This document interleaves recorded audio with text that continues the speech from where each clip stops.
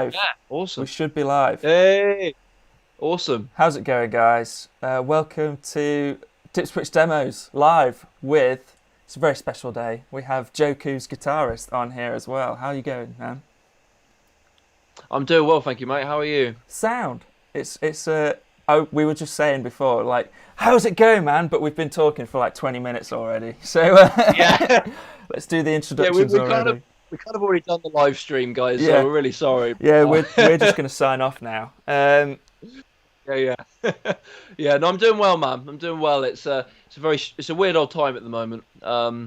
And I think it's just trying to keep positive and trying to keep busy doing stuff, really. So Yeah, and yeah. it's going to be good to have a chat about guitar stuff for the next hour or so. Um, Oh man, if there's one thing that comes very easy to talk about is gear. So yeah, we often chat quite a lot as well about gear, pedal boards, and stuff. So this is just going to be like an extension of our normal conversations anyway. So it, basically, yeah, which is awesome. yeah, Yeah. I don't know who's already in here. If we've got people in here, let us know where you're watching from. That'd be really cool. There's a chat open. I don't know if Joe can see the chat as well, but I definitely can. We'll be uh, talk about some news, and then I think we'll get straight onto some questions. We got asked a few questions. If you want to ask any more questions in the chat, do that. We'll answer them. Um, Mm. so I don't know if you want to introduce yourself real quick. You know. Yeah, sure. Yeah, so my name is Joe Coombs. I'm a guitar player, session guy from South Somerset. I'm from a small town called Yeovil. I've grown up here my whole life and play guitar since I was about 8, 9 years old, something like that. And yeah, I usually my main role when we aren't in COVID times is I tour with various different artists. I tour with. I usually do a lot of the more rootsy Americana Yeah. type stuff, sort of country blues type things. So, um, tour with people like Yola, Yeah. Sam Morrow, Lynn Hanson, Jamie Wyatt, Alice Wallace, to name a few. And it's great. I love I it, and need I've been really that pedal show horn right Oh, now. yeah, yeah, yeah, exactly. Yeah. Just name drop the entire music industry. Yeah. Um, and yeah, I've been really lucky this year. Even though we've had this COVID situation, being able to do some remote recording for people, which has been Nice, nice. great. And in between lockdown 1.0 and lockdown 2.0, managed to get into some studios for a bit, which was really awesome. Good. Um, but yeah, that's me really. I'm a massive guitar nerd. Guitars, amps, pedals, you name it. Yeah. I'm a huge fan of it all. If So you guys yeah, it's great. It's great to be on. It's great to be on here with you though, Jackson. I'm a big fan of the channel, You're so this is too great, man. kind, Joe. Too kind. Seriously, guys, if you don't already follow Joe, go over and do that. That's his Instagram handle that you can see on screen. Um, he's a great player, but you know, as we like on this channel, he's got some pretty tasty gear as well. So, yeah, cool. That's what you said there. You're from a relatively small town. Um, I am as well, I guess. How did you find sort of getting started in the session game from a small town? That's something I've always sort of struggled with. Yeah. Really, it. I kind of had to have a time of not living here to sort of make connections elsewhere. So basically, so I did uni for 3 years in Bath, Yeah, Bath Spa University. They've got a commercial music degree there, so I did that for 3 years, and I made some really really great contacts when I did that course, and I ended up in like in a country band at uni, and the contacts I made in that band um, actually became really the building blocks of my career yeah, when I left uni. So I was really lucky. A few months after uni finished, I managed to get my first sort of pro tour gig in the UK. Um, and basically everything I've done really has sort of led from that moment. Really, the touring stuff has sort of it's stayed connected quite well. Like, one thing has led on to another pretty easily. yeah. That's The good. studio, the studio thing, however, is it's much more of a long game doing that. I think a lot of it Yeah, comes down to sort of finding the right person or the right producer or someone who will sort of recommend you to other artists or who want to use you for other projects. Yeah. And it's I'm still sort of easing my way into that, but I've had some great sessions recently. I did one with Miles Harris for with a guy I play guitar with called Johnny Morgan. Hello if Johnny's watching. And also an artist called Jennifer Crook. I recently recorded a bunch of guitars for her new upcoming album, um, which is going to be really exciting. So yeah, so I'm starting to get into it a bit more these days. But I love playing live. Yeah. Which has made this year particularly difficult. It's been funny, isn't it? I was going to ask actually, what do you prefer, studio work or live work? That's a great question. I think they they're such different animals. It's kind of, to an extent, you can kind of get away with murder when you're playing live. Yeah. Unless someone is recording the gig. If you're playing a solo, and you got a few bum notes in there, you play it and it's Yeah. like, uh-oh, and then you just keep on playing, because if you freeze up and say no, we've got to start again, that you just can't do that on a live gig. So, Yeah. but in the studio, you have to be so much more meticulous about it, and it's a really fine balance, sort of being meticulous and really, having a lot of precision in your playing and making sure you're Yeah. perfectly in tune, and you're intonated right in terms of your bends and all that. Your tone is a whole other thing of it. But also you still got to get the passion in it. Yeah. You've still got to have the drive, and you've still got to have that, almost play it like you're playing live. It's just got to be a bit more refined. You know, I've been learning a heck of a lot this year from Tom Bukovac, who's had Yeah. his homeschooling show on YouTube. I mean, what a phenomenal player he is, man. Yeah, I've seen a few of his videos as well. It's unreal. And it's, when I was at uni, we were always told it's often more important to play the simple stuff really well than fluff the really complex stuff. And I think his style, although it's technically pretty incredible, that sort of playing really nails that home. It's just so good. Hits you right in the fields. It is. He's just really got that soulful, sort of bluesy country, yet still contemporary kind of sound. Yeah. It's Yeah. like you can tell he has been the go-to guy in Nashville for the last 25, 30 years. Because, the loops he does at the beginnings of all his videos, they all range like dramatically in like how they sound and the sort of genres they fit into. Yeah. I think it's why everybody's pushing for him to make an album at some point, because he clearly is the master of a lot of different styles, and Yeah. I think having a record of all of that would just be incredible. Yeah, that would be really cool. I hadn't really planned on this turning into an interview, Joe, but it's just good to talk to you, man. Yeah, the same. We got Marcus in the chat. He's left us both a couple of questions, I think. How's it going, Marcus from Germany? Hey man. How you Georgia doing? as well. Hi, Georgia. Hey Georgia. I guess we could talk about some news. Gear Yeah. news. It's been a Absolutely. surprisingly busy month for gear news, I think. We've got a few things that we're both interested in that we could talk about. Yeah, absolutely. Do you want to start off with the gig rig stuff?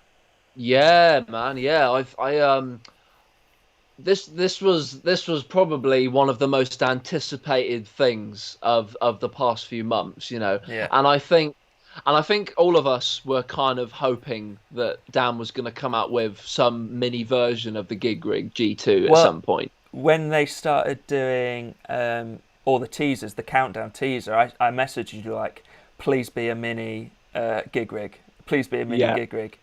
I know they've done the big size gig rig as well, but the mini one is super cool, the Atom. I'm just trying to get a picture up for it. Oh yeah. There we go. No, I think they've done a really, really amazing job. And I was watching some video. I watched all the promo videos that came out for the G3, and Dan has really knocked it out the park with this one. I mean, I didn't know how he was going to beat G2, to be honest with you. I mean, I have seen that on more pedal boards than I've seen tuners, I think. Yeah, you're not wrong. I do think. There's a reason for that, isn't there? It is some of the most premium built stuff ever, and tonally, every person who uses one it just makes their rig sound better. Yeah, I do think it was due an update though. I think there's a few things that their competitors do that maybe the gig rig doesn't do, but like the G3 has completely knocked it all out of the park now, in my opinion. Oh yeah, the original G2 came out in like 2013. Yeah. So you think it's been a trendsetter for like 7 years? Yeah. Which is a long time. It's been in the game the same amount of time as like the Timeline and the Mobius and Big Sky from Strymon. Well, people forget how old those are as well. Yeah, they've really been around a long time. Still the Strifector. Yeah, the Strifector. Yeah, that's right. But no, I think you're right. There were some things that Dan had really taken into consideration over the last few years, because a lot of people were using G2 as kind of their sort of home and their hub. But when it came to sort of things like MIDI and sort of external sort of screens to read like your presets and things, and actually as well being able to really deeply edit your switcher via Bluetooth via an app or something. He really took all of that into consideration, and has just completely nailed it on all of it. So for anybody who is watching, which I can't imagine would be many people who don't know what the G2 is, but it's basically just a loop switcher which all of your pedals individually get plumbed into, and then you can access them via the sort of buttons on the switcher, as opposed to turning them on and off on the actual pedals themselves. And the gig rig do this incredible thing called the G2, which we've been chatting about. But anyway, and all the things he has now added, I think are going to make it, an even bigger competitor than G2 already was. Yeah, Marcus has just said in the chat as well, the size of the small one is perfect. And I agree, actually. I think the small one is the one to get for me anyway. Because I like how you use your switcher, sort of just controlling the drives. And I can totally imagine the Atom doing that. That really works nicely. Yeah. No, I was when it came sort of when I was thinking about putting together my board, I was trying my damnedest to justify getting a G2. I was just thinking of every single avenue that I could think. I could use that. And someday I will end up with one on a board. But because I don't really do anything with MIDI at the moment, and I'm quite simple in terms of how I run my setup. Really, there's not really I have some presets on the Strymons and stuff, but apart from that, it's mostly just I just turn stuff on when I need it, and then it's off.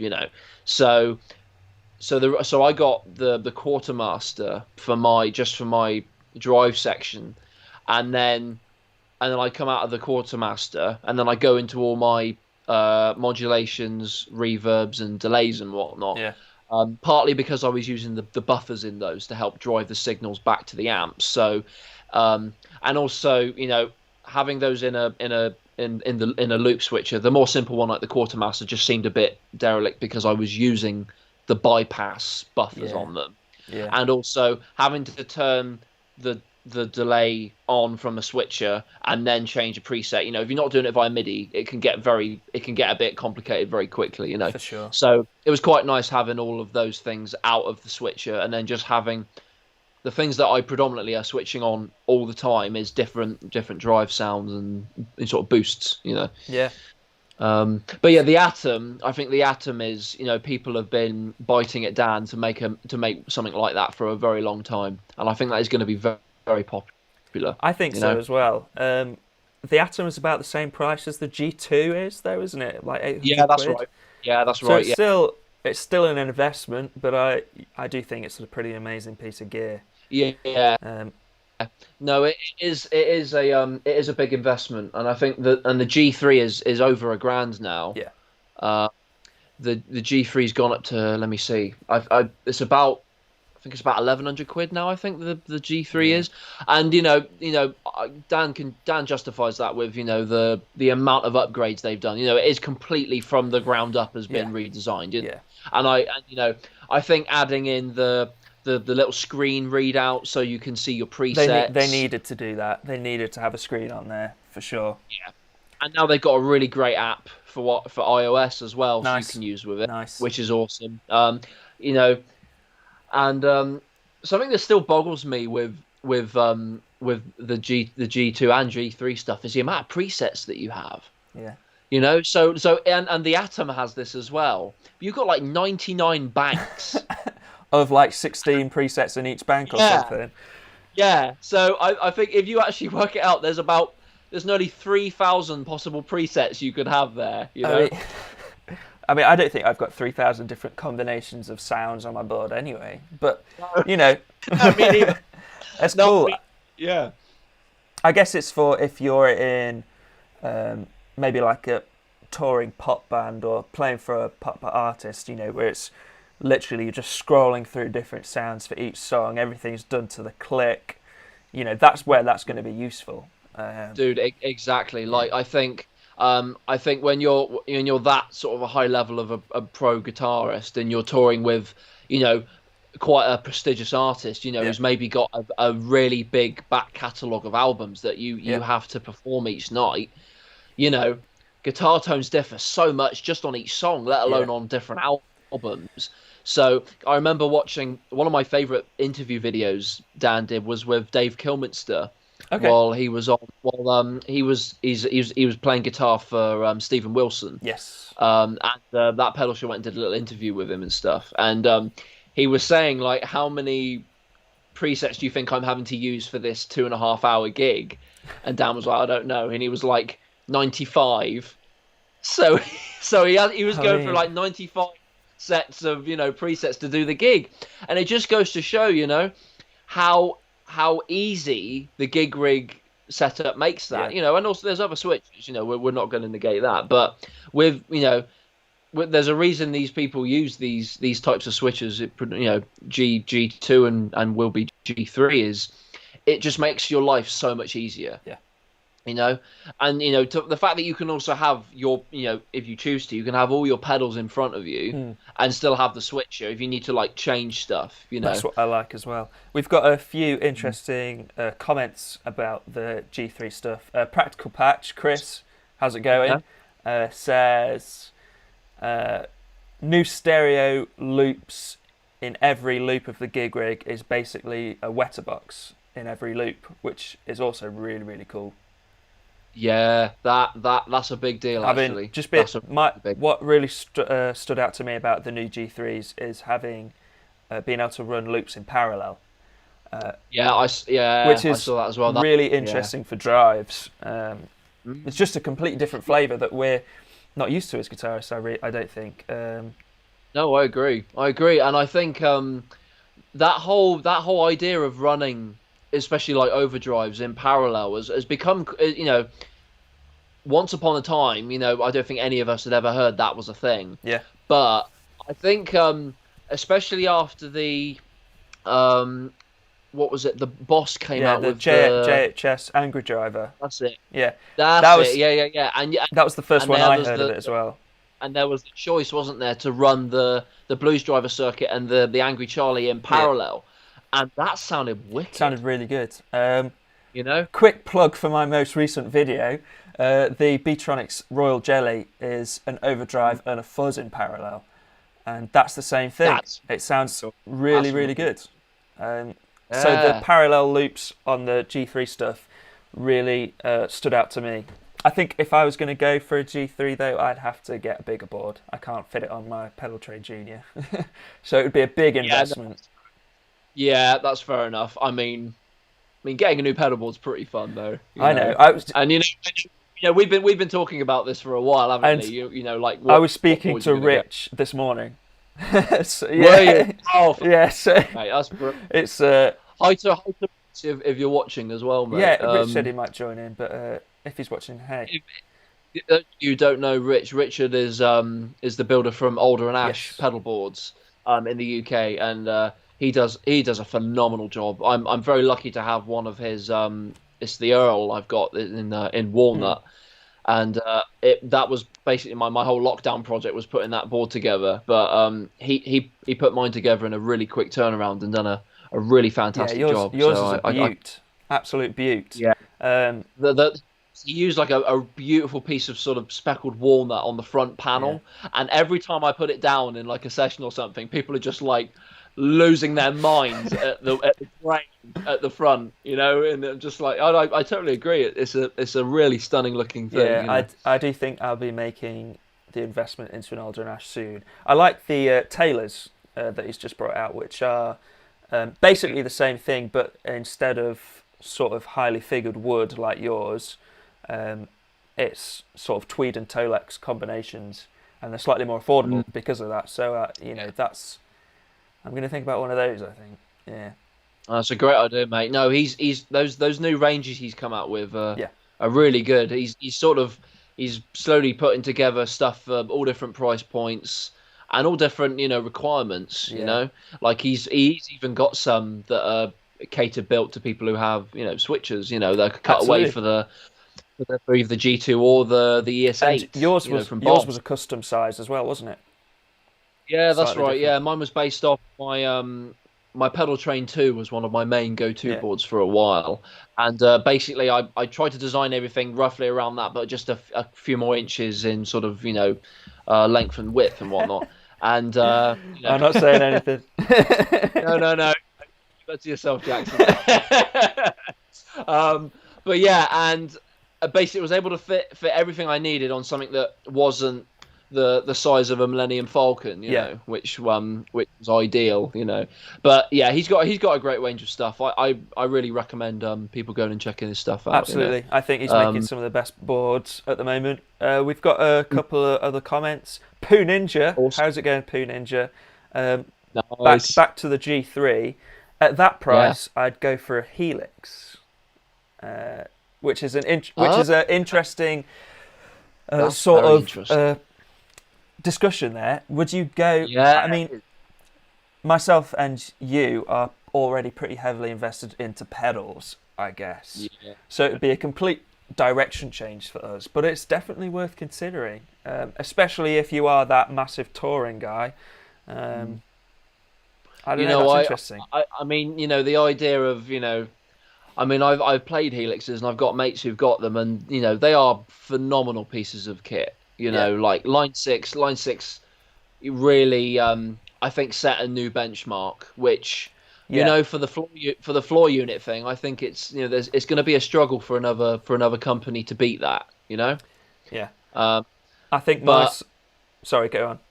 no. I was just gonna say, but for me personally, and I'm still so much about real, using my amps and using my own personal sort of collection of pedals, including that beautiful gem there as well, which we will be talking about in due Yeah, course. yeah. Well, Um, I was thinking my solution to Poo Ninja's comment there is G3 Atom with all your tasty drive pedals, and then a Line 6 HX Stomp controlled by MIDI through the Atom. Best of both worlds. exactly that. Yeah, Sorted. yeah. The HX Stomp, I nearly bought an HX Stomp a lot of times as well. Like Yeah. that is becoming a bit of a Swiss Army knife for a lot of people. And actually, Especially I you saw, session guys. yeah. Yeah. And actually, I don't know if you saw Chris Buck put up a new pedalboard video yesterday. And I've not watched it yet. It's on my watch later. okay, Yeah. sweet. And he has got an HX Stomp on his board. How's he using it? Is he using the amps in it, or is So I he? think I think he's using it for all of his delays and reverby Oh, type nice. stuff. And Yeah. then if he was doing a gig and something went down, then he could effectively just go direct in, which was a consideration for me as well. Yeah. That is a great little unit. I also love the HX effects as well that Yeah. they came out with. So I think that is really well catered as well to having your favorite drive pedals, Yeah. and then just using that for all your other stuff, and you can control your drive pedals via that as well, in different loops. So Yeah. it's a really good point, though, Poo Ninja. It's a really good point. It's a great name. I Oh. love reading that name out. I hope we get some more comments. How's it going, guys, in the chat? Stephen Shipman, how's it going? BV Ninja. We got 2 ninjas in the chat. How cool is that? That's fantastic. Oh, BV Ninja, actually. Hey man, how you doing? That's awesome. Yeah, cool. And yeah, and hey to practice as well, supplying us with top quality cables. Absolutely. Are you a practical patch user yourself? So I've got from my guitar to my pedal board, I've got one of his Sommer Neutrik end cables. Nice. And it, there's a lot of stuff that goes around about cables and whether they actually make a difference and stuff. But I do truly believe they do make a difference. And I was quite staggered as to what that cable brought back compared to the others that I was using. So yeah, practically, he does some great stuff. But yeah, I think the G3 stuff's going to be incredibly popular. And the one good thing is that there's probably going to be a lot of G2s posted secondhand. Yeah, I like your style. I like your style. Yeah. So I'm just saying, if anybody wants to get on the bandwagon of the G2 thing, but they maybe can't afford the G3, or they maybe don't need the stuff that G3 has. Because not everybody wants a million channels of MIDI to be able to operate in. Like Absolutely. Some people just. The amount of people that just use gig rig, the G2 in stomp box mode, just like a loop switcher, really. But then you get all the plus sides of, the phase reversal and the isolated second output, so you can do 2 amps really easily. Stereo ins and outs, and be able to have presets, all this stuff. It's nice that they've brought in the new one to cater for people who want to do a bit more of the techie side, and there's an app now so that you can actually you can do your set lists and whatnot, and have that come up on your pedal board, which is just pretty mental to think about that. But yeah, I think it's if you're into the more things, or just want to experience how incredibly good the gig rig stuff is, then the G3 will be great. But also, I think there is still going to be a popular demand for the G2, and people who want to have the slightly more simplistic side of things. Yeah. Well, I think we've probably spoken enough about the G3 now. That was pushing 20 minutes on the G3. That's fine though. It's an interesting talking point though. Absolutely. It is. It is. And like you said at the top of the discussion, he's been gig rig has been sort of the ones to beat since they were introduced. So it's exciting to see some more stuff as well. It's always good. Yeah, it is. It is. I'm glad that I think it's very easy when you're a company to come out with a product that's amazing and that becomes so popular so quickly. And it's probably very easy to just be like like a one-hit wonder band in the 70s and just think, oh, okay, well, we've done our thing. That's great. We'll just get off that, But you've really got to hand it to these companies, that to put something out that's great, but then to keep on listening to their customers and the professionals that use these tools and ask, okay, what is good about it? What can we improve? How can we make it better? And I think Dan has truly listened to the public on this one, so it's really good. You've got to respect that.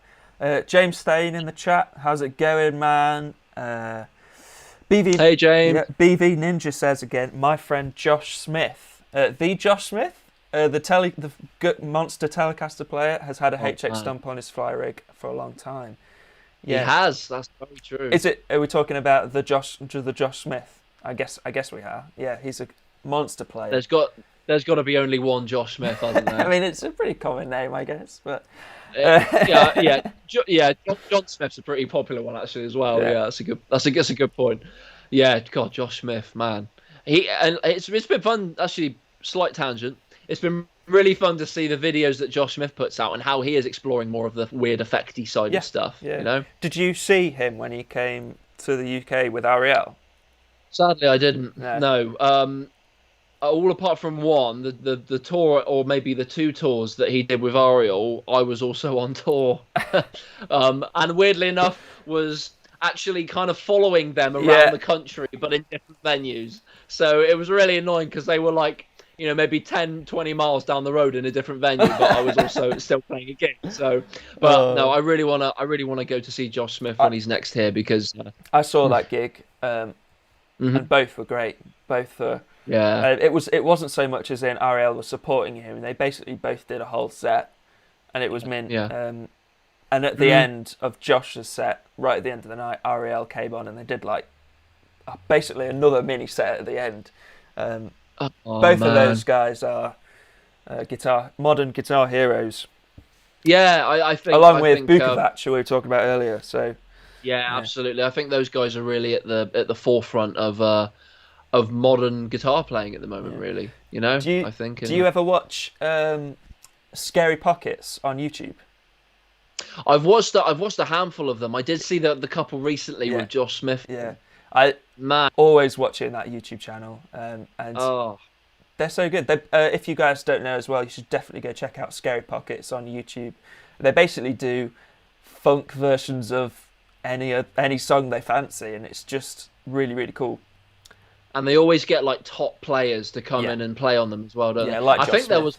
there was one a few months back that had Robin Ford. Robin Ford was on there as well. That was insane. And he if you saw his rig, it was literally I think he was playing his Les Paul cable into a Fender Deluxe, just cranked. And it was just the most magical thing you've ever heard in your life. Puts us pedal guys to shame, really. I know it does. I know you just look at your feet and you think, wow, I've got all this stuff, and then that guy just goes and kills it with just a cable, Right. But we've got our reasons. It's like there's a time for just the amp tone, but there's also a time to be a bit more sort of exploratory with it, 100%. Right. Let's move on to another bit of news. I'm going to put it up on the screen. Can you see the stream yourself? Yes, I've got it. I've just got it in the corner of my screen currently. So I have just put up a picture of the Chase Bliss announcement, or sort of tease. So this is pretty fresh off the press as well. It looked like it was announced 5 hours ago. Sorry. Yeah. It is a Chase Bliss ZVEX collaboration. And, I'm sure this is going to send the pedal world into a frenzy. A frenzy, exactly. So I think it's pretty exciting. I mean, that was not a collaboration that I was thinking would happen. Well, funny you should say that. Joel from Chase Bliss started out working at ZVEX. Did he really? Yeah, so that's kind of I didn't know that. How he started out. So actually, it's a collaboration that's probably been coming for a while. That makes a lot of sense. Do you know the Lo-Fi Junkie from ZVEX? Yes, I do. Yeah. I think that's Joel's sort of creation. Right. Someone in chat, correct me if I'm wrong. But yeah, so I'm expecting this to maybe something like the Lo-Fi Junkie or Fuzz Factory. Yeah, that would be very cool. I can see. Actually, that's quite weird you say that. When I was thinking earlier on before we came on the stream about what this collaboration, what the pedal could possibly be. Yeah. The first two things that came to mind was either something Fuzz Factory or that lo-fi junker loopy type thing. Yeah. I think those are the two big pedals that ZVEX are associated with that are kind of their own thing. Like the Fuzz Factory is well known for being like mad, untamable and just crazy in terms of fuzz, you know. And I haven't played a Lo-Fi Junkie myself, Me neither, but I've heard it's quite a cool, very niche, but quite a cool thing. I think that as far as I know, it's basically like a 10-second looper that is just turns your sound into a lo-fi mess, basically. Nice, sounds good. I guess it's going to be something like that, seeing that it's got a connection with Joel already. But it's going to be exciting to keep an eye on that. It will be, and you know, it'll have about 5 million switches on it as well.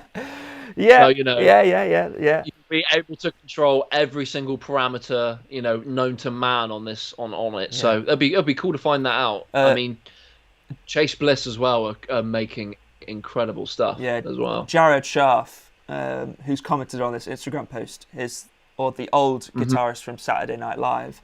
Oh yeah, has commented saying, "I'm guessing it's going to be some sort of fuzz factory."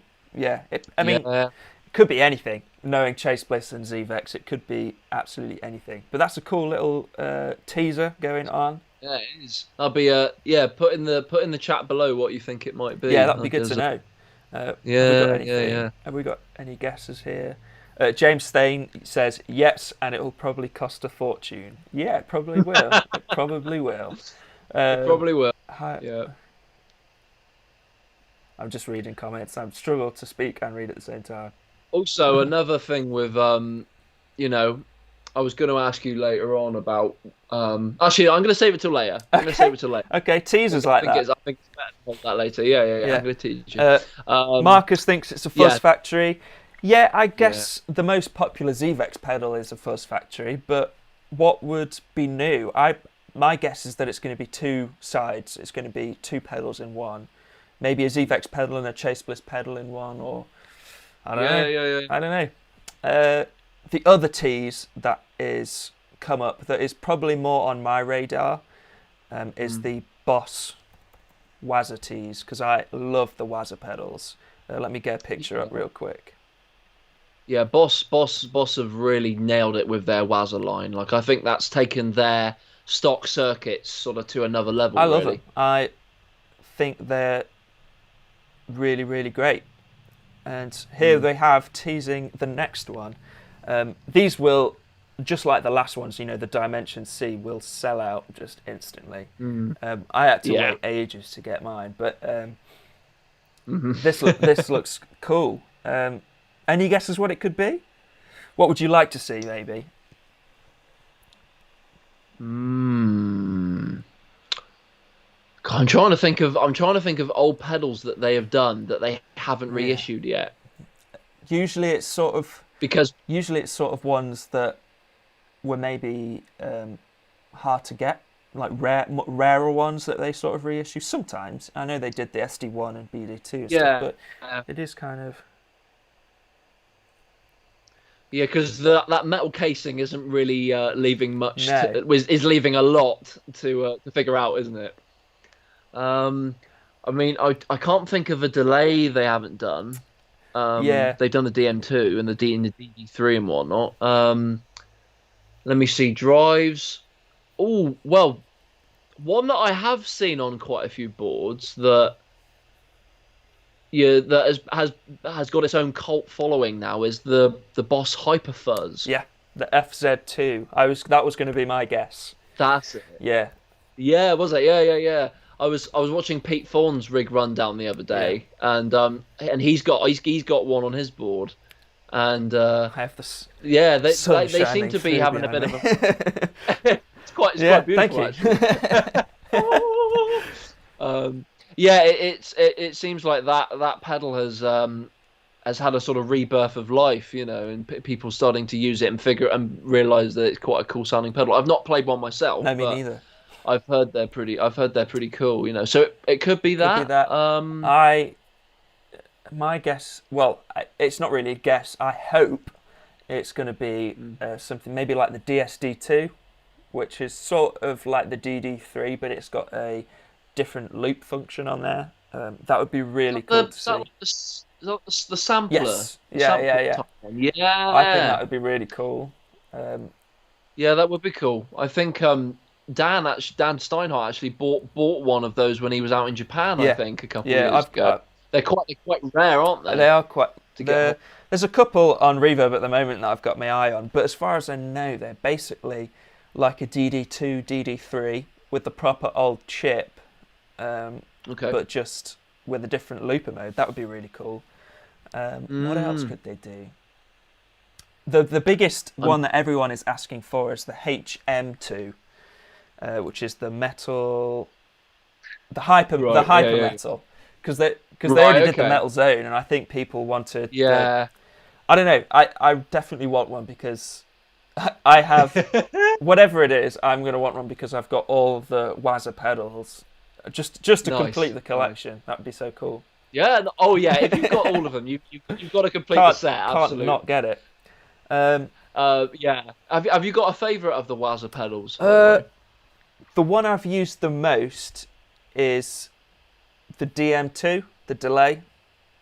probably. Mm. But other than that, I love the vibrato. I think the vibrato it would be the one the one I'd take in a fire. Yeah. That'd be Yeah. the one I'd Nice. grab. That's I love great. that Yeah. VB2. Um, I've heard a lot of good stuff about the VB2 Waza yeah, actually. that's the one to get in my opinion. Um, Mm. Going back to the Zvex thing, Chase Bliss thing, it looks like BV Ninja knows what it is. Yeah, he Ooh, says really? it's not what you're expecting it to be. Got the insider scoop Yeah. here. Okay, I interesting. don't know how he knows who that is. Maybe he's got some sort of connection, but that's really cool, man. Yeah, That's nice really one. cool. What else have we Nice got? one, B. That'd be great. Let's see Poo what else Ninja we've got here. wants a Waza Super Distortion feedbacker. Oh man, you remember the was it silver the feedback Oh, I'm one? not sure actually. Was I'm not sure. because I'm pretty sure was it Boss that had because I know there's another Digitech company have a that's feedback come out. pedal. That's it, yeah. But I'm pretty sure there was one that Boss did that was silver. I'm gonna Google it. Boss Yeah. Super Distortion feedbacker. Hmm.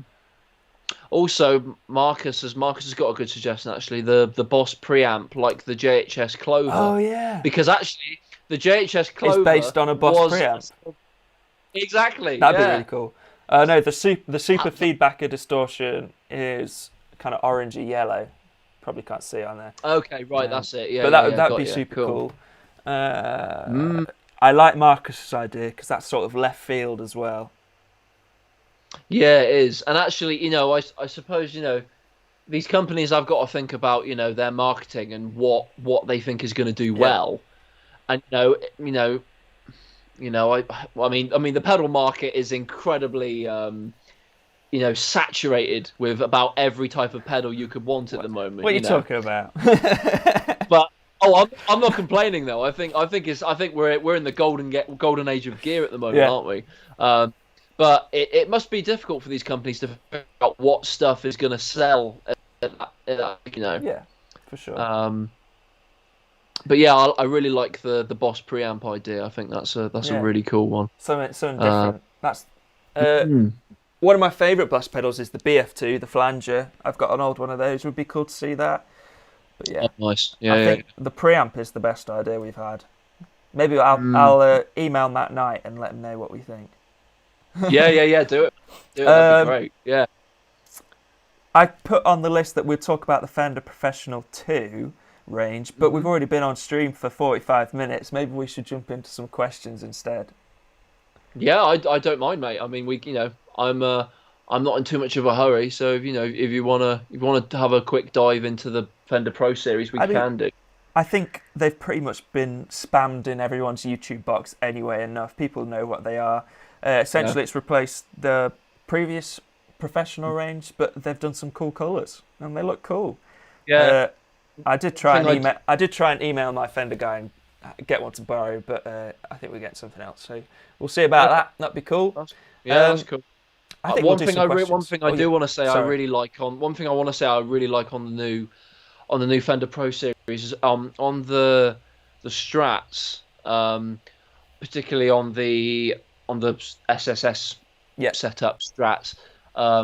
They've done it so that there's a push on the tone control. Yeah. And basically when you're in the bridge position, if you press that in, you get the neck pickup as well as the bridge pickup. Nice.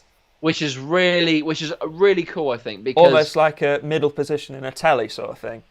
You got it exactly, and I think, I've heard some demos of it, and that particular sound is really good. It sounds fantastic, as well as all the other pickups sound good. But that is one sound that I think has been you don't get that on a Strat. You know, you want that sound, you get it on a telly. But I think people are going to really dig that, and it's not overly complicated. You know, there's no, there's no crazy, you know, S1 switching and phase reversal stuff, and that stuff I'm sure was cool. But if anything goes wrong, which everything inevitably does, you know, well, arguably does, you know, that's going to be tough to sort out on stage. I'm going to close this blind because I can't see my laptop screen. That's all right. That's all right, mate. No, I think, you know, it's another thing to have to remember to keep the 9-volt battery topped up in your guitar, you know, because I'm pretty sure the S1 switches need a 9-volt battery to run. So I didn't get a word of that. That's right. No, I'm just talking about the S1 switching and how, you know, having to remember to keep a battery topped up in the back of your guitar. You know? That's, to be fair, that's one of the things I didn't like so much about my Cutlass. Just having the battery in the back, it just. Oh, does the Cutlass have a battery? Not anymore. I ripped it out. Right. Okay. Yeah. Has it got like what? Did it have like a preamp in it or something? It had a buffer in it. Which is interesting. Yeah. Didn't work so well with fuzz pedals. Right. Because, you know, so I just ripped it out. You know, it's actually, not. Yeah. But yeah, batteries in guitars. I don't know. Yeah, it's just like another faff, isn't it? It definitely has its place. You know, I for certain genres and whatnot. You know, you want that kind of aggression. You know, but. I think me and you are both on the same side here. We much prefer the more old school attempt at things. Well, you know? Interesting. Let's get on to a question that I had from Marcus.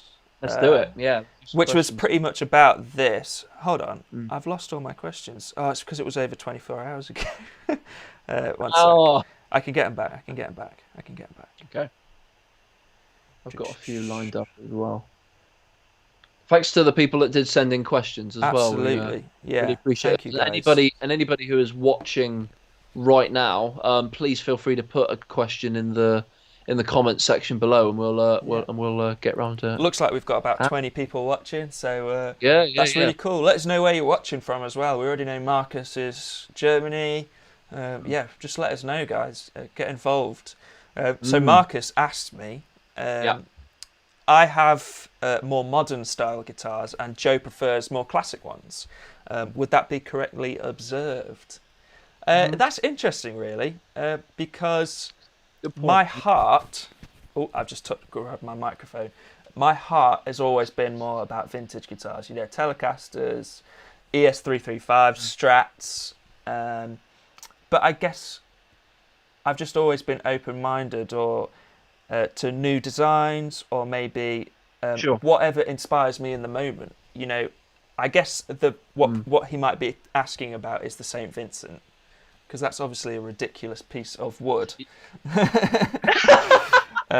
Yeah, I mean, in terms of, you know, you see your Gibson Les Paul Jr. and your telly, and then there's this sort of elephant in the room kind of thing. You know, completely space age design. Exactly, you know. And you know what?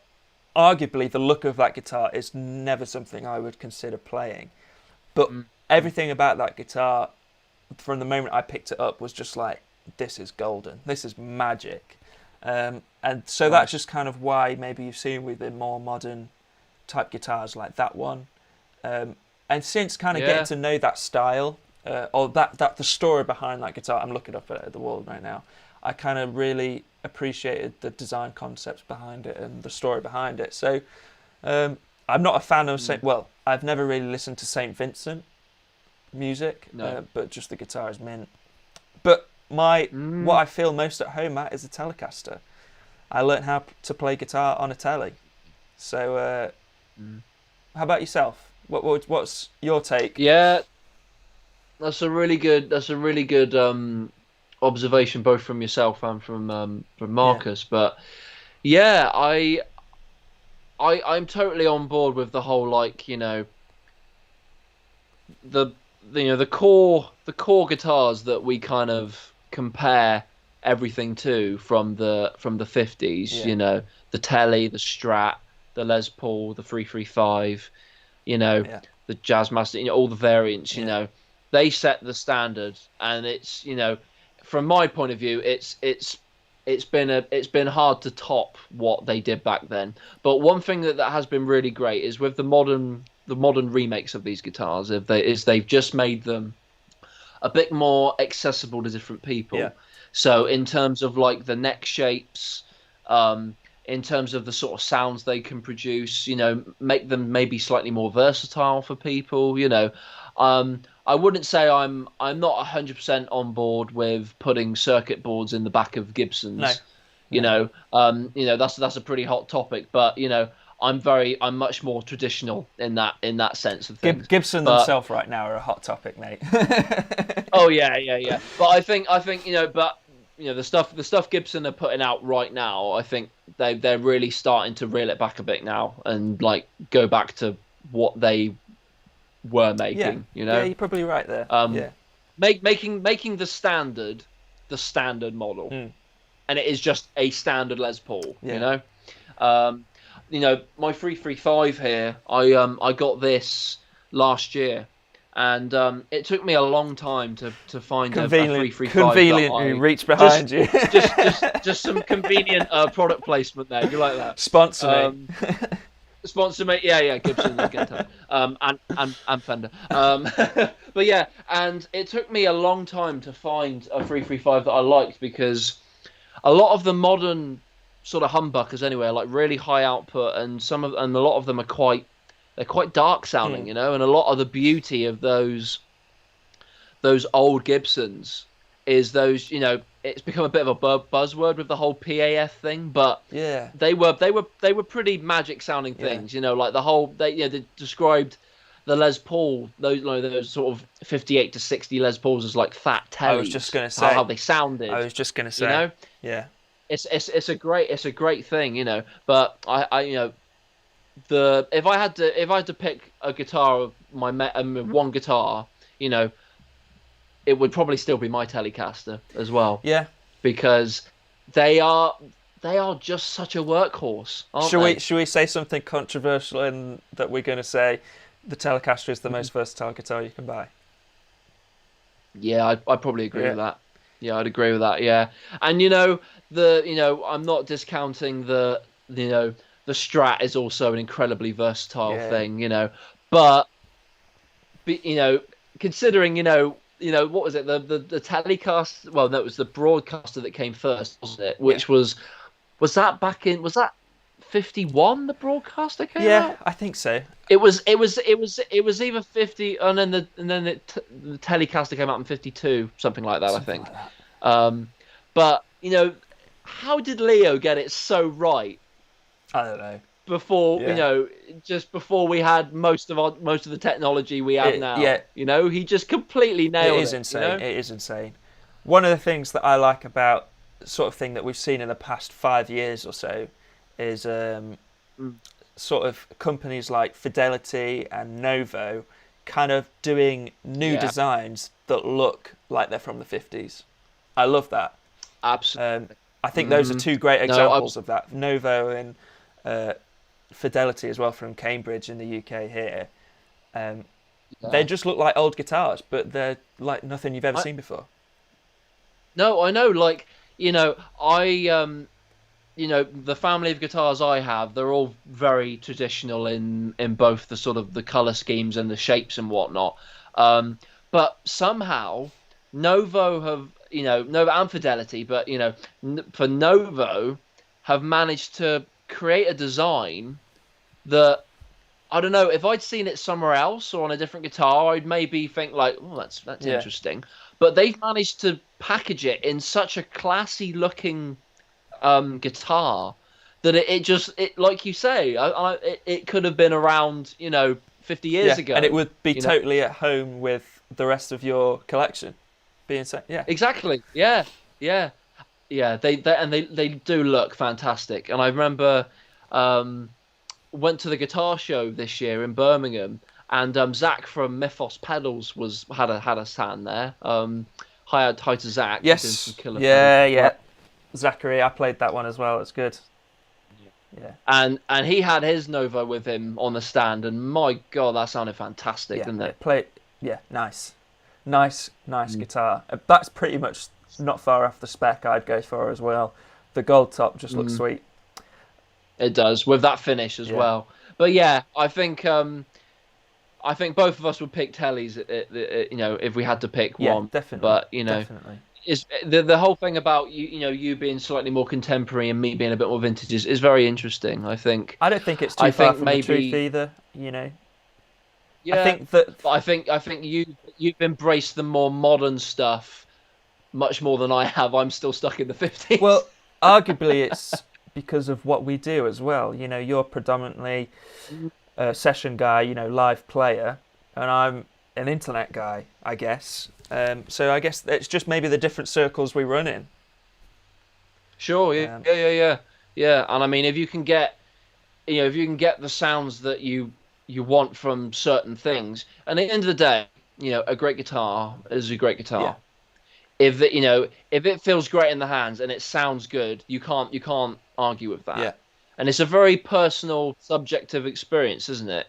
Absolutely. You know, like one person will pick up something and not connect, and the other person, it could be the best guitar they've ever played. So, it is important to give these things a shot. I think, you know, even though, you know, the look of the thing sometimes could put somebody off. You know, like you gave the example with 100%.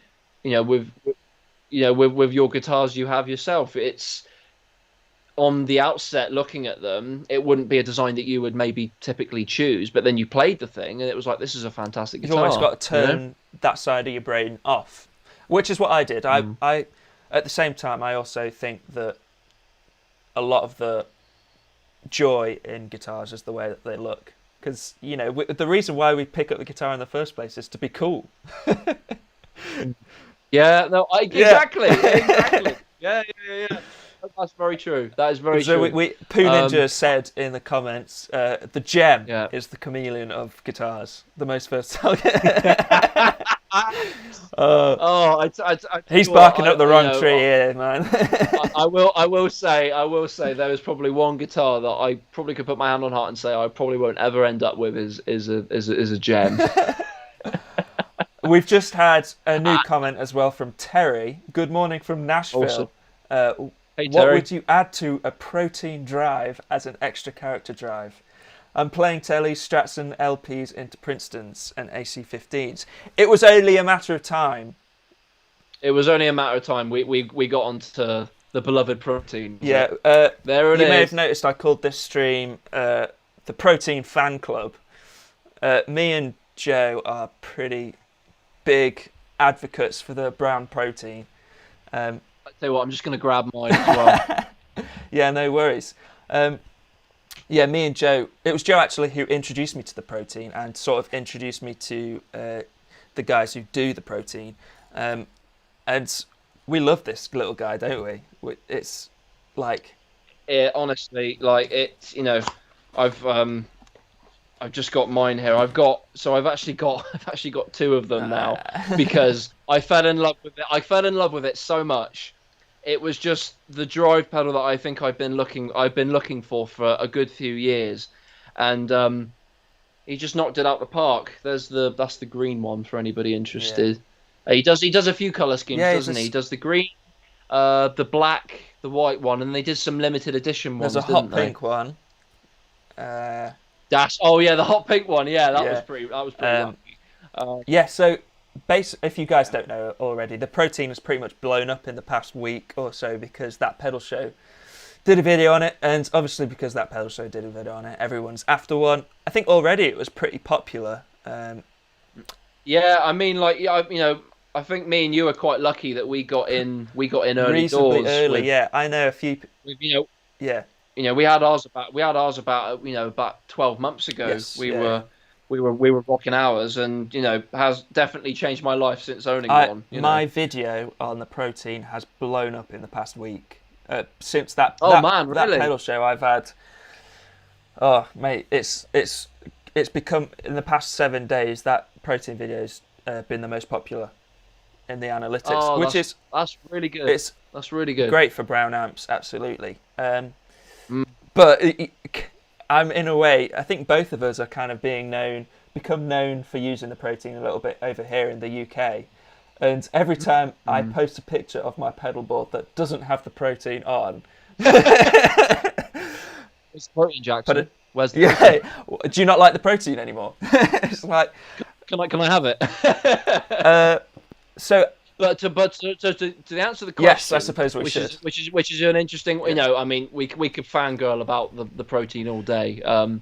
Hi to James at Brown Amps and Adam as well. You know, who collaborated in building it with. But yes, an extra character drive to add to the Protein. I have been really digging the Greer Amps Lightspeed as a stacking overdrive into the Protein. Yeah. And I think you're a fan of this as well, I'm Jackson. also a massive fan of the Greer Amps Protein. What am I doing?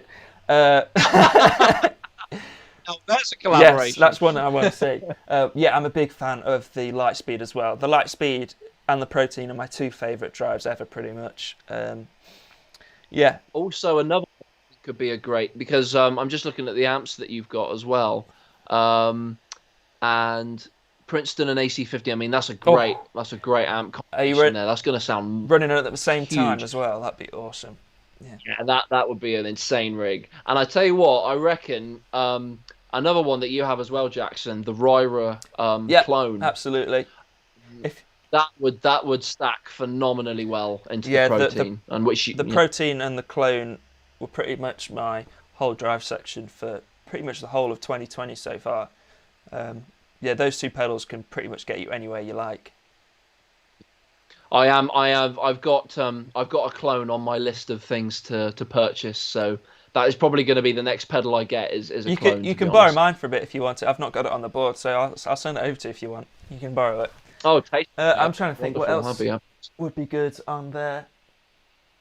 Also, just like just a clean boost as well. You know, like I've got the RC booster by Exotic, and that sounds fantastic stacked into the Protein or after the Protein. It's a really great solo boost. Just makes everything louder, but also if you have it going into the Protein, you can get a bit more drive and not too much coloration, because the RC booster is very, again, another buzzword, transparent. Are they still being made? Or are they? Yeah, there's a V2 now of the RC, which actually it's technically kind of two RC boosters in one box. Yes. There's like an click in, so you kind of got two in one kind of thing. But that sounds great into the Protein as well. Can't go wrong, can you? You can't go wrong. No, a boost into most things would sound great. Hope that answers your question, Terry. Anyway, thank you for tuning in. Let's see. Practical Patch has got one here. If you the TC Brainwaves, is there a reason we rarely see people using one? Have either of you heard anything negative about it? The Brainwaves. Was that the pink harmonist? Yes. One. I messed around because I had the plethora for a bit, and there's Brainwaves on that. Yeah. I had a quick mess around with it. It was okay. I mean, it's obviously quite a specific sound. Maybe that's why you don't see it so much on people's boards. It sounded good. That sort of sound is I'm not too familiar with, and I'm not sure I got the best out of that particular algorithm in the plethora. But if you're after that sort of sound, TC is solid pedals, Yeah, no, I mean, I think like what you said is exactly right. The whole harmonist thing is quite a specific niche. Yeah. And I think a lot of the time people just want like octave or something because it's a bit more simple. So they'll either go for, I'm trying to the sub and up. That's right. That's what TC's octave is. So a lot of the time I probably just go for that. But I'm sure it's TC, so it's probably really well designed and probably sounds great. So I haven't heard anything particularly negative about it. No. Also, Marcus has just posted another great choice. Yes, which I've seen that one as well. again, me and Jackson also have. And actually, side note, Jackson is the reason I have a broadcast as well, because I saw Jackson's demo video Yeah. several years ago of the Hudson broadcast, and I was like, I'm buying it. I'm buying I it. think I've probably cost you quite a lot of money over the years, and likewise as well. To be fair, Yeah, broadcasters are change of sorry. broadcast. Yeah, broadcast is a great pedal. Great, and a great choice with the Protein. Nice one, Marcus. We have a question from Al. Very boring and practical question. Do they have UK distribution, or do you need to order from the States?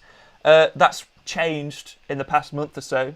Andertons have put in a pretty hefty order, as far as I know, for the T4 and the Protein. So that's the fuzz pedal. Yeah, I think you can. I think you can pre-order them now on Anderton's website as well. Yep. And to be honest, I imagine after what's happened, and having the feature on that pedal show, I reckon they're going to sell out pretty quick. And if you are in the UK, head over to the Andertons webpage for the Protein, and you'll see my demo video in the description. Yeah, exactly. Which I thought was a really nice touch, because it's a great video. Yeah. It's a great demo. Oh, thank you, man. Really. That video actually sort of represented a bit of a turning point for me, and kind of taking a new outlook on demos and stuff. So that was, and it was still probably one of my most popular videos. So that was really great, really great. BV Ninja says we always try to be of help on that pedal show. Do you work? Do you know BV Ninja? So I'm friends with BV on Facebook. BV does all the moderating for the live videos on that pedal show's page. So and you do a great job, BV, as well, because he has to. There's so many comments on those live streams. And BV has to be a trooper and sort through all of them. So you do a great job, BV. Thanks for tuning in. Yeah, today. Thanks, BV. Really appreciate that, mate. Send me a friend request as well. We'll get chatting. Shall I I'll pop up a question? Yes. Yeah, you had some good questions as well. Let's do it. Right, I'll do the first one, which I think Al is tuning in right now. Al McNelly. Yes. So if you are, then hello, mate. Hope you're doing well. So your question, which me and Jackson are kind of both excited about answering, is if you both had to build a super flyboard that captures the essence of your sound, but using a max of 4 pedals, which pedals would you choose? You can go first, Jackson. Thanks, mate. I'm not put. It's a tricky one. I'm not putting a tuner on my board, because a tuner does not capture the essence of my sound. I'm very often out of tune. Fair enough. The amount of times I have to stop recording demos just to be like, I'm just way too far out of tune. 4 pedals. I'm going to say I need to have a fuzz, an overdrive, that we already know what overdrive I'm putting on, a delay and a reverb, I think. So fuzz is arguably the hardest one, because how many different flavours? My first thought was the Mythos AU79 Golden Fleece thing. Oh, nice. Yeah. Really, nice. It's basically the Golden Fleece, but it's just a great pedal. But one of the newest, I'll rip it off this board. I've got a board over here. One of the newest acquisitions for myself was this boy, the Spruce Fuzz Face. Ooh, nice. And it's basically just a fuzz face. It's just not made too many changes to that original circuit, but it's just great. So I'm going to go with that as number 1. Nice. Then, of course, we're going to go to the Protein. So that's sort of my fuzz and overdrive. And then delay, it has got to be... Hold on, I'm getting it off this board straight. It's got to be this boy. Oh yeah, that's become really popular recently, actually, hasn't it? I've fallen in love with this pedal. It might be my favourite pedal, like seriously, number 1 pedal. Oh man, the Jam Pedals Delay Llama Extreme. On the face of it, it's just a great analog delay, but you can go quite in depth with the sounds. And then for the 4th pedal, I don't know. I was thinking a reverb pedal. So maybe I'll stick with the reverb pedal. What should we go with? Yeah. I'm looking around. Currently on the board, on my big board, I have the Walrus Slow and the Jupiter Kaleidoscope. Oh, that's I'm cool. gonna go Jupiter Kaleidoscope because it's just like a dirty spring reverb. So that's what I'm going for. Dirty spring. Yeah, dirty spring. So I'm gonna go Very good. spruce fuzz face, Yeah. brown protein, Yeah. jam pedals, delay llama, and then we'll go into the Jupiter Kaleidoscope for a bit of reverb. Very nice, mate. That's a great selection of pedals there. Yeah. Right, my answer.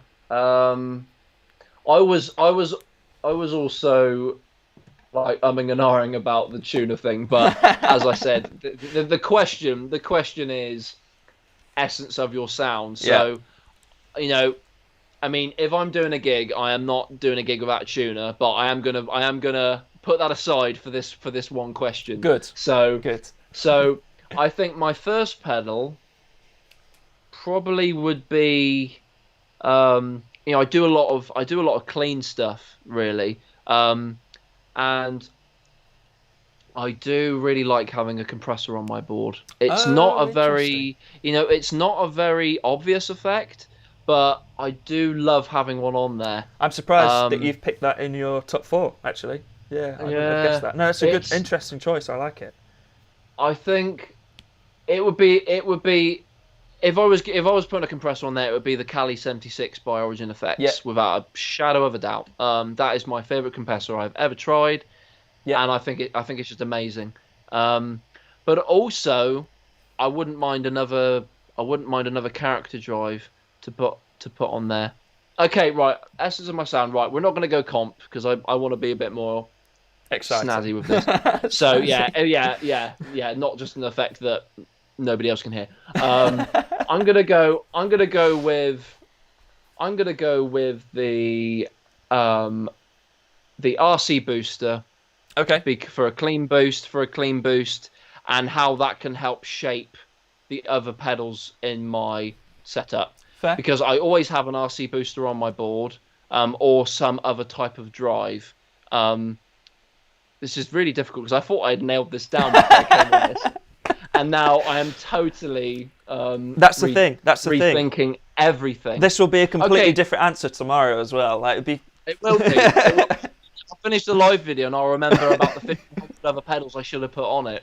I tell you what, number one, I'm going to come back to number one because I'm still processing that. Okay. But number two, my main drive pedal, Brown Amps Protein. That's the one. Has to be the one. Protein Fanclub. Yeah. Right here. Protein Fanclub. Yeah. For days, both sides of it sound fantastic, but then when you stack them, it's just glorious, unreal, and it's so clear as well. That's the thing. Which was another thing. That's the first thing that struck me when I first plugged it in. Is like, just no words. It's like nothing else. Clarity of it, and it's still punchy. It doesn't seem to collapse and go all super compressed. Yeah. I think they added a lot of headroom and volume to the Blues Breaker side, which I think helps a lot with that. Now, is it a blues breaker or a blues driver? Yeah. I saw this on the live stream. I'm pretty convinced. Well, I'm pretty sure I know after talking with James that it's definitely a blues breaker. Okay. A blues breaker version.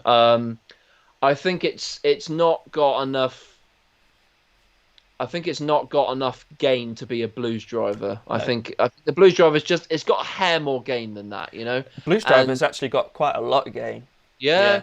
And also the blues driver is a little bit more scoopy, whereas I think the blues breaker it's not honky as a tube screamer or anything, but it's got just a little bit in there, just a little bit of mid. But not too much. So anyway, Brown Amps Protein as my main drive, and then my delay pedal is going to be the Strymon El Capistan. Nice choice.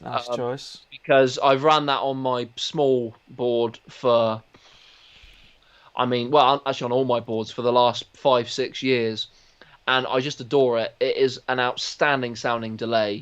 Tape delay I think has had a real revival in the past 5-6 years. And it's just that perfect in between sort of, sort of in between digital and analog. You know, it's still a replication of your sound, Yeah. but it's also got its own character. You know, Yeah. and the El Capistan has got tap tempo on it, which is a big deal for me. And it's got the reverb. And it's got that spring reverb all on the secondary switches, which Nice. is a big game changer. You know. Let me guess your fourth. I mean, yeah, you're probably going to know what my fourth is, but yeah, go on. I'm going to say the Flint. Yeah, it's got to be the Flint. Yeah. Yeah. Okay, cool. Because you've got those three fantastic sounding reverb algorithms. You've got the spring, the plate, and the hall, and then you've got the trem, which is still one of the best trems I've ever heard. The harmonic trem, in particularly in the Flint, is just incredible. And I remember when I got it, and I was confused why they had put the trem on the left-hand side, and after the reverb, because I thought, well, surely when you're putting pedals together, you would go your drives and then a tremolo and then delay and reverb. But of course, the reason now I understand that why they did that is because of how in Fender blackface and silverface circuits, the trem is the last thing before it goes to the speaker. So actually running it right at the end of the chain, which is how I do, it moves the whole signal up and down as opposed to just little bits, so it's a bit more accentuated. Yeah, especially if you have your trem before delay, it just gets confused, doesn't it? Because you're delaying a tremoloed signal. Yeah, exactly. Absolutely. So it's a lot easier if it just moves everything at the same time, and they sound, and it just sounds phenomenal, and a big deal for me with pedals is more of a nerdy thing, but we're all friends here, right? And is the bypass on the Strymon stuff. That having that analog drive-through is a very, very big deal to me. Because I've become very sensitive over the last few years of when I hear something in my chain that is augmenting the sound a bit. We've talked a lot about this, it'll have to come out, So yeah, but I'm gonna go with, for my sounds, I'm going to go for the RC booster. Okay, so that's now in. That's now in. Okay. That's locked in. That's locked in. We are. Phone a friend. Phone a friend. Yeah. RC booster. Yeah. Okay. Thank you. Yeah. Right.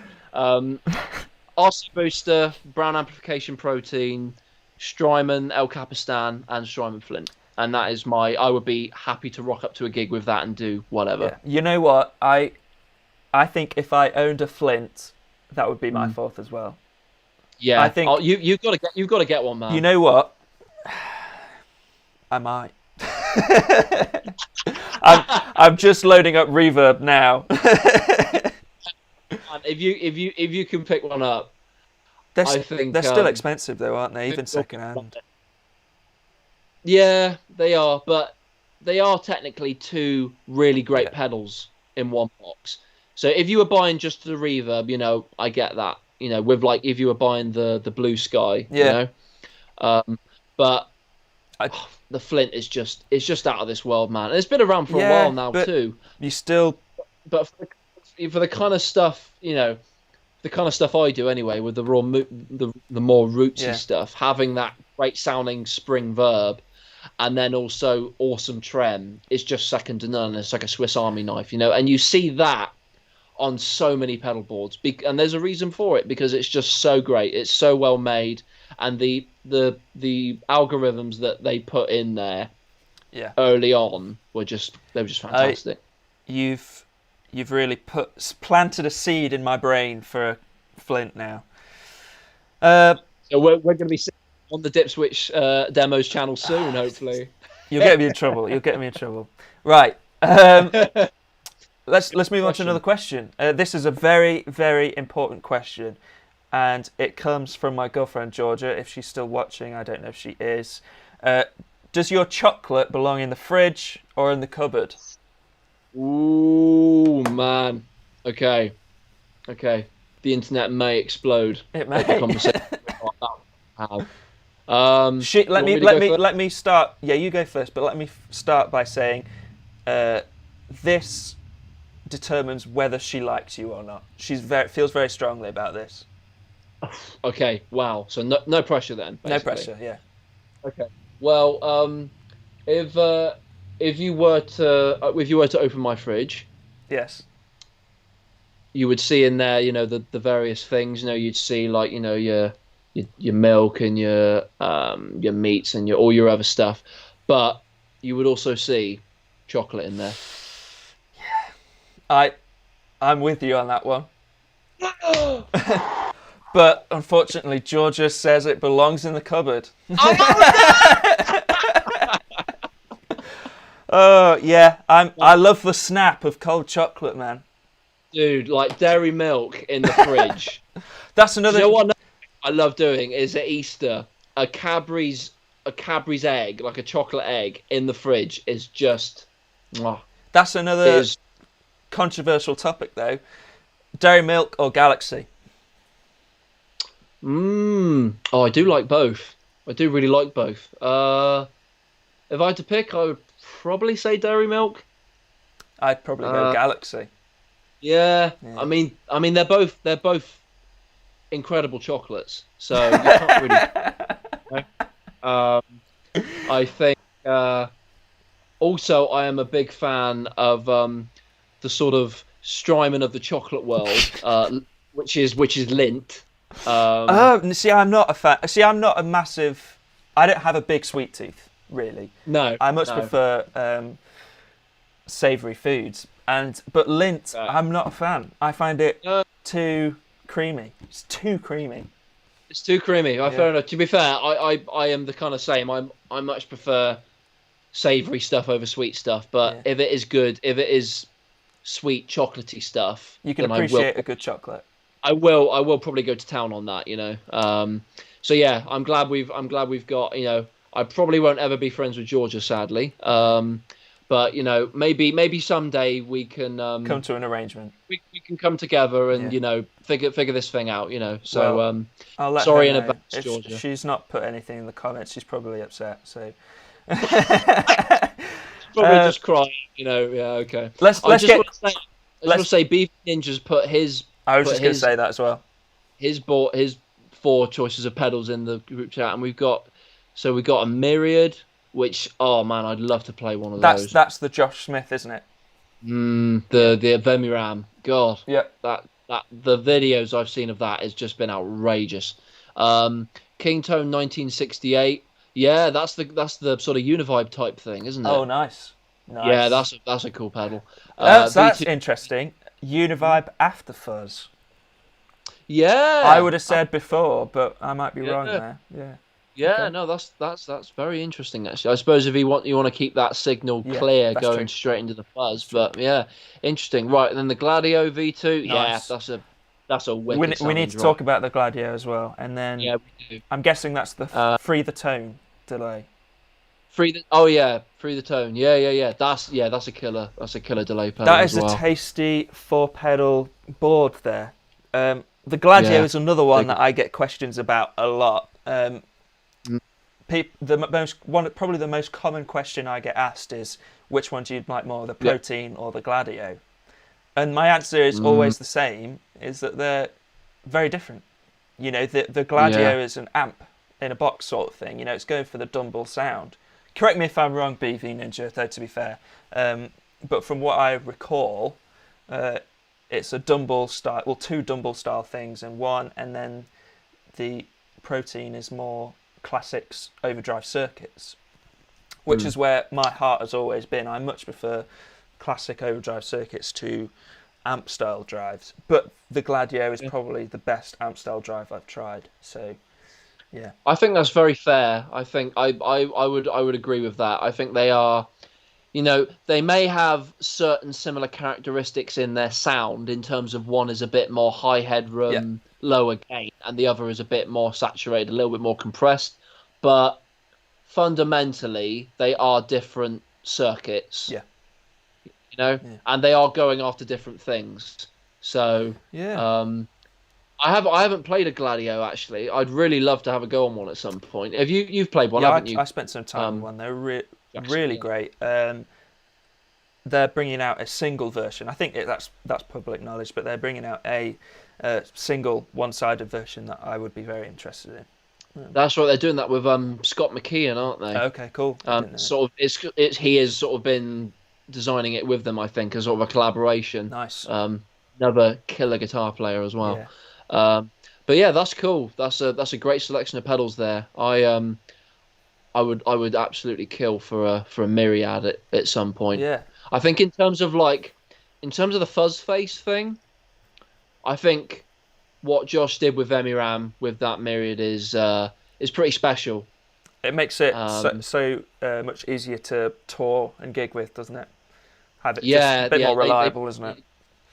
Yeah, and I think they put a lot of stuff on there, like the bias controls, and the tone knobs and all of that stuff. I think is just the useful upgrades that you could give to a fuzz face circuit. Like similar to what Analog Man's been doing as well.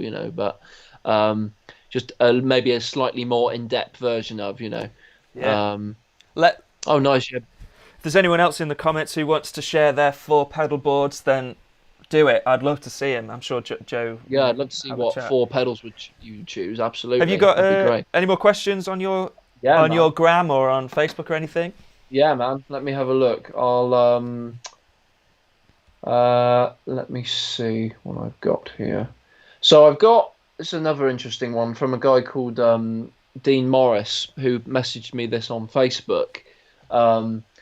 And he's basically asking about sort of overdrive pedals, really, which is kind of what we've been talking about the entire time. But it's basically asking, how do you pick an overdrive pedal? Because he said very rightly, there are so many out there now. Yeah. And I would, if I would just been starting right now to try and pick some drive pedals to go, I'd be pretty intimidated because there are so many now. And it is good that there's so many different price ranges, but the choice is vast, so I think you really kind of have to do your research and sort of get your hands dirty with it to kind of find the ones you want. But what thoughts have you got, Jackson, on how to find a good overdrive pedal for you? My approach to adding drives to a pedal board, so sort of drive sections, gain stages, sorry, is I always liked, if I'm really breaking it down to the bare minimum, I always like to have a more transparent overdrive and then a mid-pushed overdrive. Yeah. Yeah, so honk the transparent horn, yeah. If I had to have 2 drives, it has to be something transparent and then something very mid-pushed. And I think you could do so much with those 2, really. I completely agree. I think having a couple of sort of different EQ'd ones that's it. is a really good place to start. I think also a lot of it should come from what kind of sound do you want, what gear do you have. So I remember this has stayed with me ever since I saw the video. But when that pedal show actually first started, which feels weird that there was a time that pedal show didn't exist now, right? But when that started, Dan said something in a video that I thought was really sort of profound, in that these pedals don't have a sound on their own. They react to what is going into them and what they are going into. I love that. Yeah. And because you could take one overdrive and you would take a row of 10 amps, and that drive pedal will sound completely different into all 10 amps. Absolutely. Yeah. So I think it's really important to figure out what sound you want to get, whether you want a higher gain thing or a lower gain thing. How colored do you want it? Do you want it to be try and augment your amp into something different than what it already is? Or do you want it to be more accentuating what your amp has already got, more pushing your amp, and then the other thing is, what gear do you have? Are you a humbucker person or a single core person, or do you use both a lot? Yeah. Because if you use both, you're going to want to have pedals that sit well with both guitars, and amplifiers. I mean, there is, there's no such thing as a bad sound. I think we do have to make that clear. Yeah. There are just sounds that are appropriate for the right situation. Absolutely. Because Bukovac was saying this in a video. The most disgusting, nasally, tiny, weedy guitar tone could be the perfect thing in a mix. 100%. But if you're playing live at a gig and that is your tone, it may not be the right thing to help you cut through. Yeah. So it's an incredibly deep subject. But I think find the basis of what do you want this pedal to do, and then what gear is it going to be into, and then you've at least got 2 bases to work from, right? Yeah. And then you can start seeing what fits in that sort of demographic. I really went. I think you hit the nail on the head, and I think that you can have the password to DIPSWITCH demos, and you can just take over from me. Sorry, I need to shut my gob sometimes. No, that was. I think you nailed on the head. I've got nothing to add to that. I think overdrive especially, and fuzz to a certain extent, but overdrive especially is so reliant on the rest of your signal chain, the complete thing. My basic approach is having having different EQ curves in my overdrives, like you said. I tend to actually like a similar sort of gain range in every overdrive, so sort of low to medium, and then combining them. That's how I get my higher gain tones. I don't tend to have a low gain driver and then a high gain driver. I usually have them all in a similar sort of range, but I've just found that's what works best for me. Other than that, you hit the nail on the head. That's also another good point, and he said this in his question as well, was like, opinions on stacking drive pedals as well, and I think there's a lot to be said from, I think if you have several overdrive pedals that you've sort of goosed the gain on, and they're all really compressed and really saturated, stacking all of them together isn't really going to do that much apart from sort of shrink your sound really and make it more compressed and whatnot. Absolutely, yeah. So what you were saying with having the gain sort of a bit lower on the sort of lower to medium side of things, it completely opens your world up for stacking pedals together. Yeah. And we could do the order of them as well. We could do a whole other live stream on just stacking pedals, because stacking overdrives is one thing. One of my favourite things is stacking overdrive with fuzz, because that's just a whole other world. But I think we've covered the basics of that. Terry has put in his 4 pedals. Oh, sweet. Which involves the Protein. Welcome to the Protein fan club. I need have you ever watched JHS? His YouTube channel. He has all the jingles. Oh man, they are so good. We need a Protein fan club jingle. You know what? That would be fantastic. That's your project for lockdown. Okay, right. I'll get a Protein jingle together. Excellent. That'd be cool. So Terry has put in the FX Engineering Mirage compressor. So he's gone for the compressor route. I'm not familiar with that particular one, but I'm sure it's tasty. I will do another name drop there. Bukovac was doing a studio session, and off to the side of his massive studio board, he was using the Mirage compressor. So that exact one. Okay, yeah. No, very good choice there, Terry. I need to educate myself on that. The Protein, the Diamond Memory Lane Junior. I've not tried this, but I've heard pretty spectacular things about that. Is that sort of analog delay or digital sort of thing? I'm not sure, but I've heard it's great.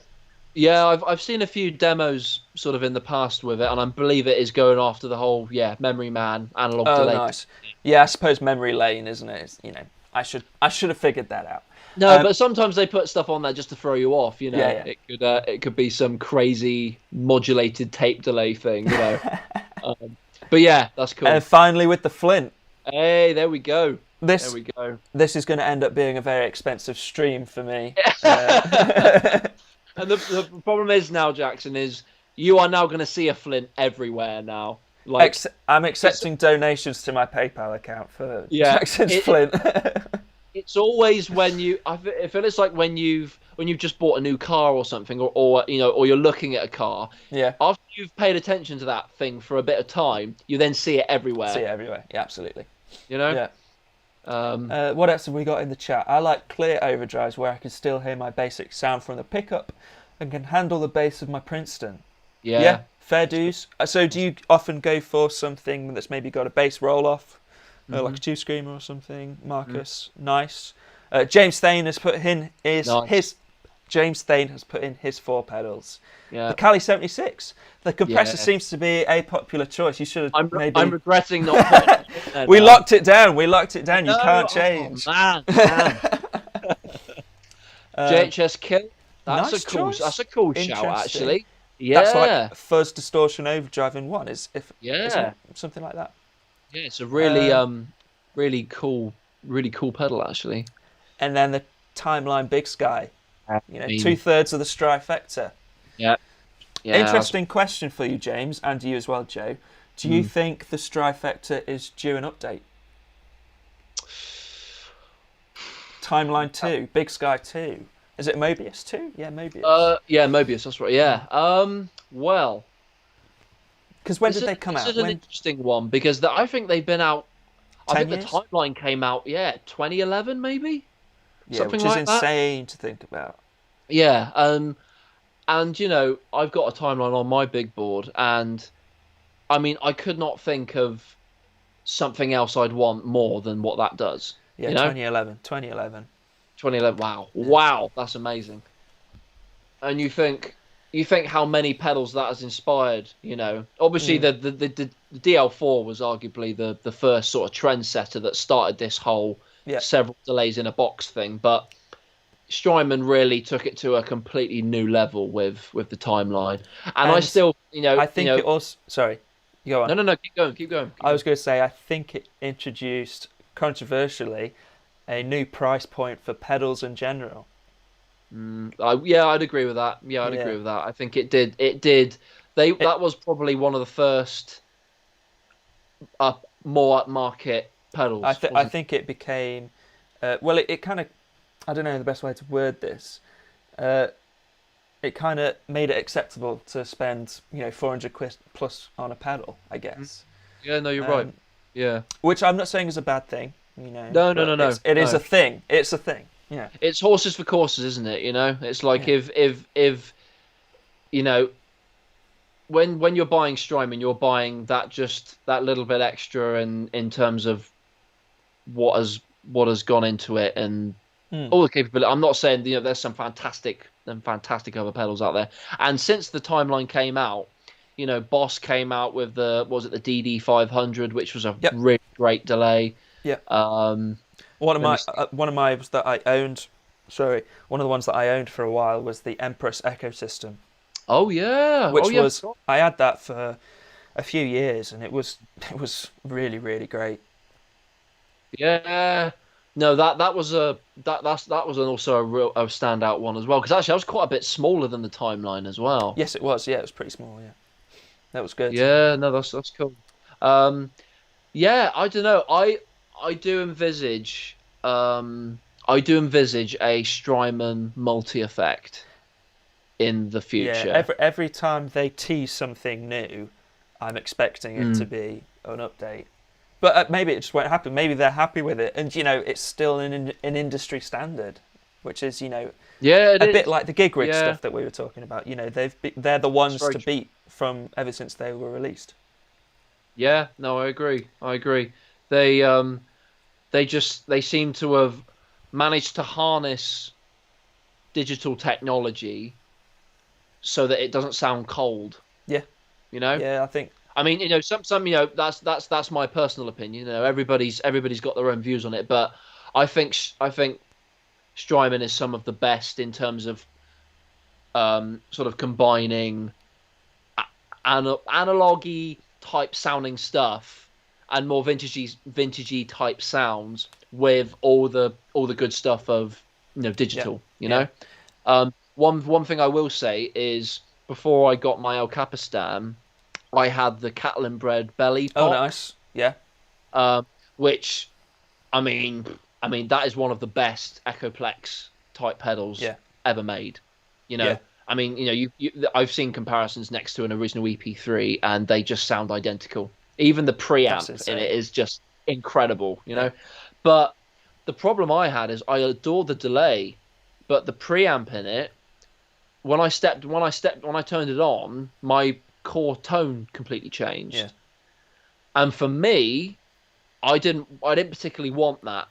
The Echoplex preamp thing is a very cool thing, but I would prefer to have that on at my Yeah. own One choosing. one thing I've come to know of you is that you like to keep your signal as clear and as clean as possible. Always. And I Exactly. think, yeah, Always. yeah, that Yeah. really strikes And me. the fact that the preamp was coloring the tone every time I turned the delay on, Mm. it was just, I could have done it so the preamp was on all the time, but Yeah. I just want it to be the amp tone and then I augment it, Yeah. So what I loved about the Strymon stuff, and also, I'm not just saying Strymon do this here, but so many companies do this here, but just having your sound and then the delay, the modulation, the reverb blended on top Yeah. but you still got your core signal, Yeah. James Um, has put in the yeah. chat a really, really interesting comment. A Strymon HX Stomp. Oh Because man, can you imagine that? they've got the Iridium, they've got obviously Yeah. they've got the tech to do it, but that would be interesting. That would be expensive That as would. hell, though. Oh my God, can you imagine? Yeah, But that would be that would interesting. be insane. Yeah. That would be insane. I would love to see what that would look like. Yeah. Also, James brings up a very good point. A downside with the timeline is not being able to stack the Ah, delay. yes, yeah, that was one of the things you That could do is, with the Empress that I really liked. yeah, man. And it's a shame because you can't with the Mobius as well. I've got the Mobius on my big board, and it is a bit of a shame you can't stack the modulations either. Yeah. So it's just kind of got to be one at a time. Which is a bit of a downside. But it depends on what you need them for at the end of the day. Well, But yeah, there's been some cool points there. I think, yeah, but I think we will round it up. You know what, mate? Yeah. It's been an hour of 45, nearly an hour and 45, man. We said before we went live, like, well, if we can get to an hour, I think we'll be okay. Yeah. Yeah. And then you said like, we'll make it to an hour easily. So yeah, I'm pretty sure this will go on for 5. So yeah, it's been pretty amazing. It's good just to chat, especially during current situation. It's just good just to sit down and chat. So I really appreciate you joining me. We will definitely do this again if you're up for it. No, dude, thank you so much for asking me. Let's make it a bit of a regular if people want to see. No, honestly, like it'd be really nice to make this something we do a bit more often. Let's do it. Let's do it.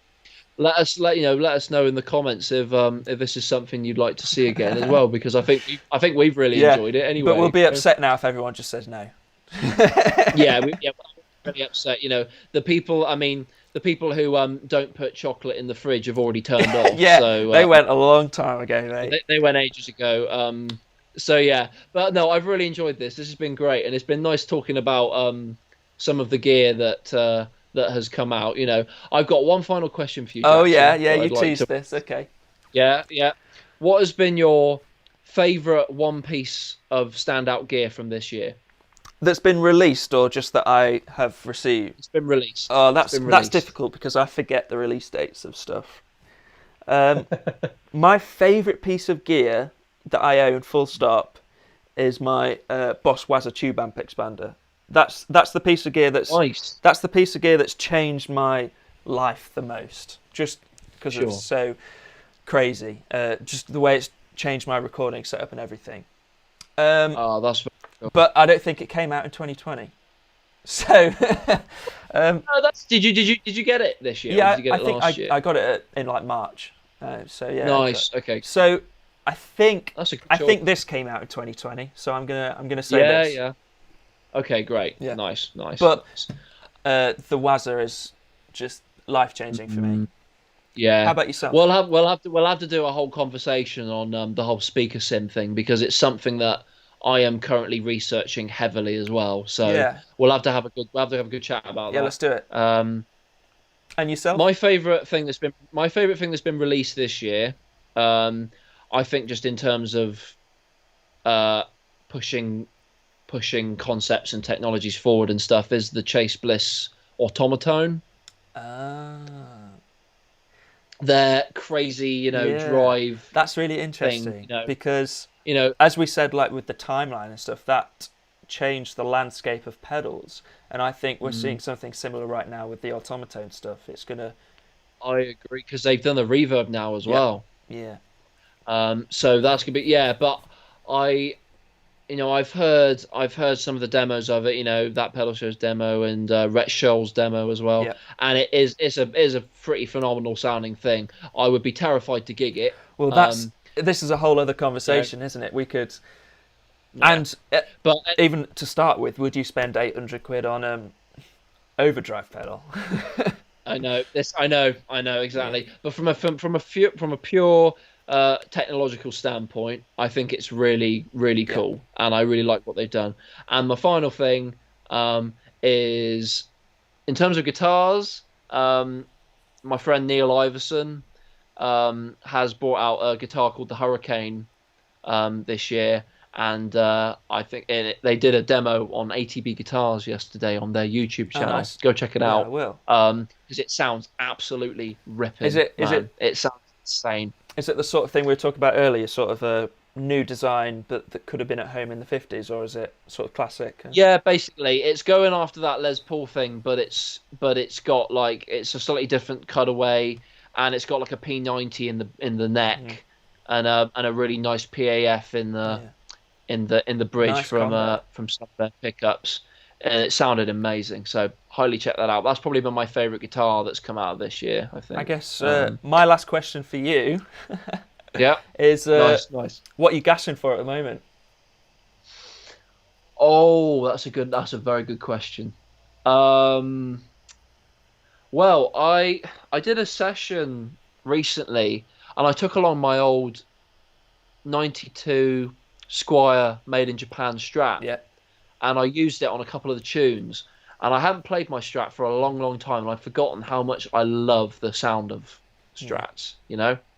Um, and I went along to my guitar tech recently, and he's got a '62 re-thin pre-CBS Strat. Filth.